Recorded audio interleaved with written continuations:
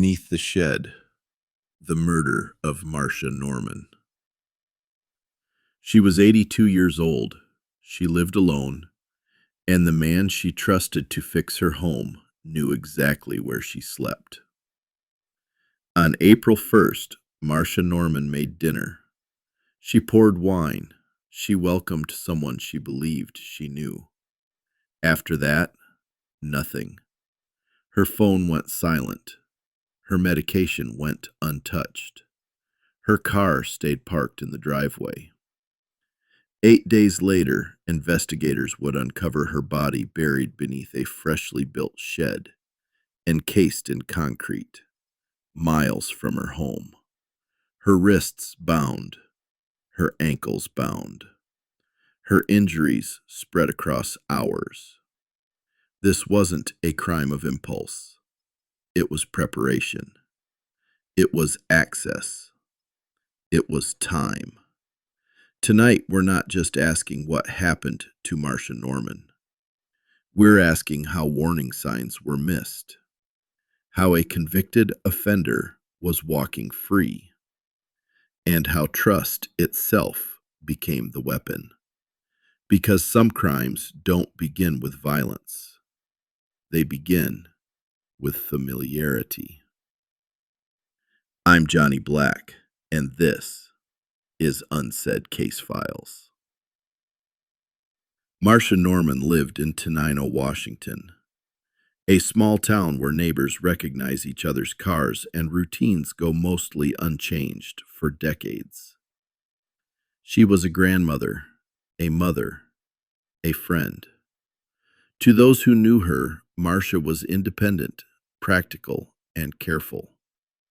Even at 82, she lived on her own, managed her medications, kept her appointments, and stayed in close contact with her family. She wasn't reckless. She wasn't naive. And she wasn't isolated, which is why April 1st raised alarms almost immediately. Marcia stopped answering her phone. She didn't take her medication. She didn't leave the house. For a woman who followed routine almost religiously, silence was not normal.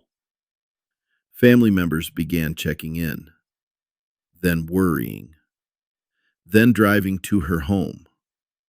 Her wallet was still there. Her car hadn't moved. Her pill organizer showed the last dose taken days earlier. Marcia hadn't planned to go anywhere, but one detail stood out. Her Apple ID revealed text messages. Messages arranging dinner on April 1st. Dinner with her handyman, a man named Jeffrey Ziz. Jeffrey Ziz was 47 years old. For nearly 2 years, he had worked as Marcia Norman's handyman. He fixed things, built things, showed up regularly. He was familiar, trusted, and increasingly present. To Marcia's family, Ziz was simply the guy who helped around the house. But there was something Marcia hadn't shared publicly, something that had disturbed her deeply. Weeks earlier, she had told her son about a night she woke up to find Ziz standing at the foot of her bed. Not knocking, not calling out, standing. She told him to leave. She told him it was inappropriate. She told him their relationship would remain strictly professional. And according to investigators, she meant it. But the incident was never reported to police. Like so many boundary violations, it stayed in the realm of discomfort instead of danger. Ziz, when later questioned, admitted it happened. He said he rubbed her shoulder. He said he wanted to talk. He admitted he had romantic thoughts about her. An 82-year-old woman, asleep, alone. On April 1st, Ziz went to Marcia Norman's home for dinner. Wine was poured, food was shared. According to Ziz, he left around 9 p.m., went home, and went to bed. But records told a different story. License plate readers captured his truck moving through Olympia at 3:04 a.m., then again at 7:03 a.m. When confronted, Ziz changed his story. He admitted he returned to Marcia's house after midnight, then again before morning. First for tools, then for a trailer. But Marcia Norman never contacted anyone again after that night. She never took her medication. She never answered her phone. Investigators began to suspect that April 1st wasn't just the last time she was seen. It was the night she died. Detectives searched Ziz's home. Inside, they found something chilling. A 5-page typed document. A meticulously planned burglary and sexual assault scenario involving an adult woman, referred to only as a customer. It wasn't fiction. It wasn't vague. It was methodical.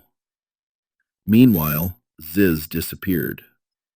He borrowed his roommate's truck, drove hundreds of miles east, and vanished into remote wilderness between Idaho and Montana.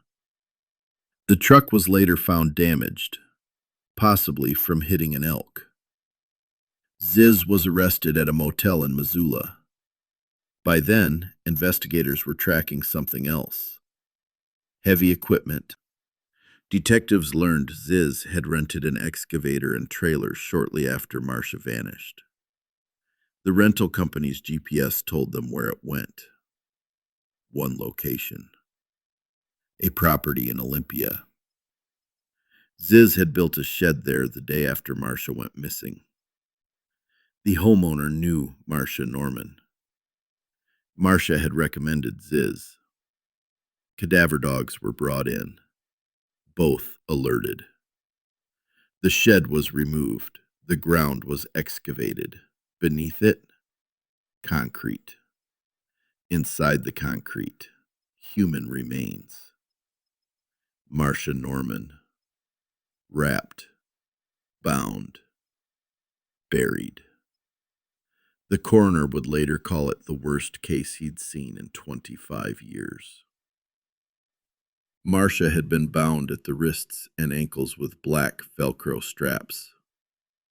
She suffered blunt force trauma, penetrating head injuries, wounds inflicted over hours. Some injuries were caused by a nail gun. The coroner used one word to describe it: torture. Jeffrey Ziz was not unknown to the system. In 2022, he pleaded guilty to multiple child sex offenses involving family members. He was sentenced to more than 8 years in prison, but he served less than 1. He was released under Washington's special sex offender sentencing alternative.